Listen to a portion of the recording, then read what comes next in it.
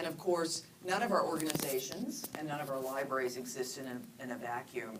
There's this huge national, political, economic, social environment here in our country that has an effect on what's going on. And of course, healthcare is very much in the news these days.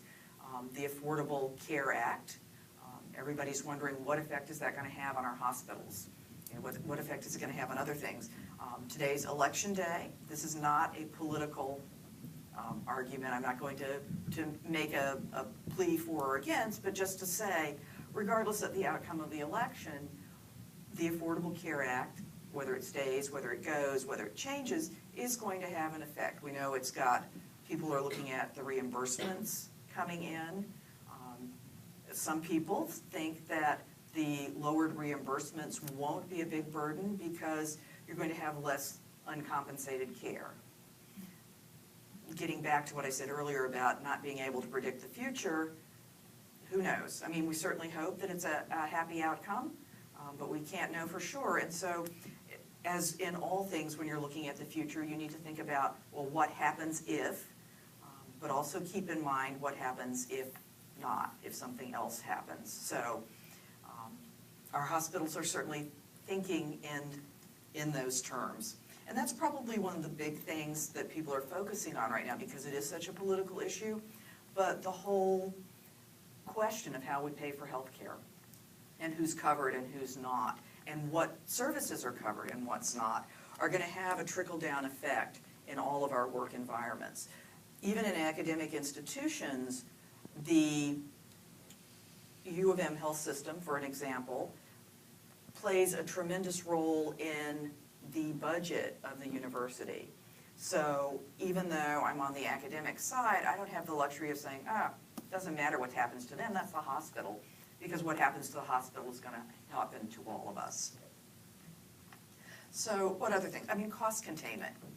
That's driving a lot of the conversations around healthcare and healthcare financing. The federal budget. We've dodged the sequestration bullet for a little while, but it's still kind of hanging over our head. Or all those automatic cuts that are going to undermine the research funded by NLM and NIH, are those going to come about? And that's going to have an impact on us directly when we go to NLM for funding, or to the National Network of Libraries of Medicine. All that comes out of that NLM NIH budget, but also our institutions and the funding that they get to run their research.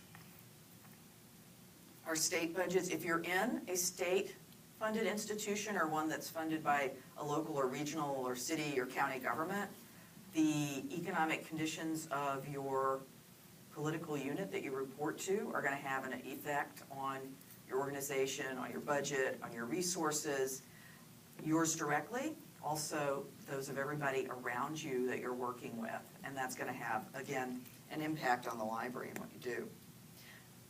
As in healthcare in general, I think we're looking beyond our borders. Global health has become a very hot, very interesting topic to a lot of people. And there are two aspects to global. One is health disparities, which starts very local when we look around us and see how healthcare is or isn't equally shared across the population and where it's not shared, but also looking globally at entire countries that don't have adequate healthcare.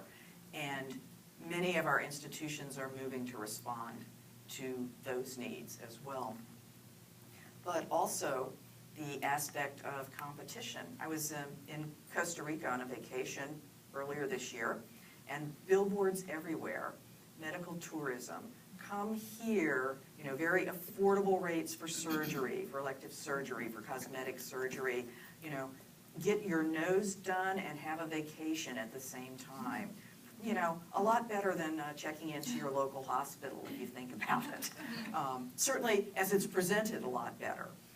And we are hearing that some of those facilities, they're keeping costs down, but they are proving to be equally safe. I mean, so, and we have a population that can move around the globe. And frequently, it's the people who have insurance or have the private means to pay for their health care that are going, that have the option to go to these other places. one of the things, so our life expectancy is rising. That's pushing a lot of older people and a lot more chronic diseases into the healthcare environment. Obesity rates are up, and that also brings its healthcare implications to us. Consumer expectations are rising. I think most of you know that I'm here in part to attend the Association of American Medical Colleges, the AAMC meeting, which is here in San Francisco this year.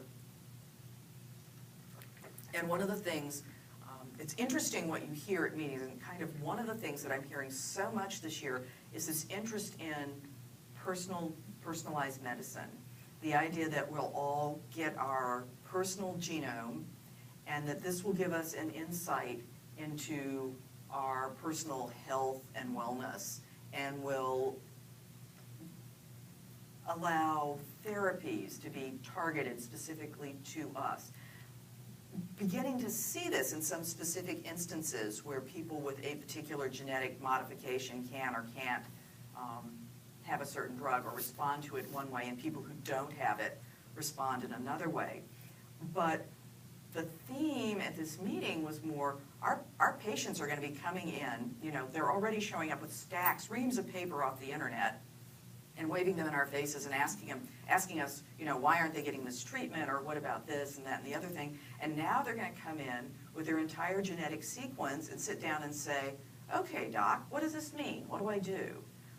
And there's not quite a panic attack because it's not here yet, but it's like, how are we going to deal with all this information that people are going to have about their own personal health? On top of that, you know, medical records are opening up.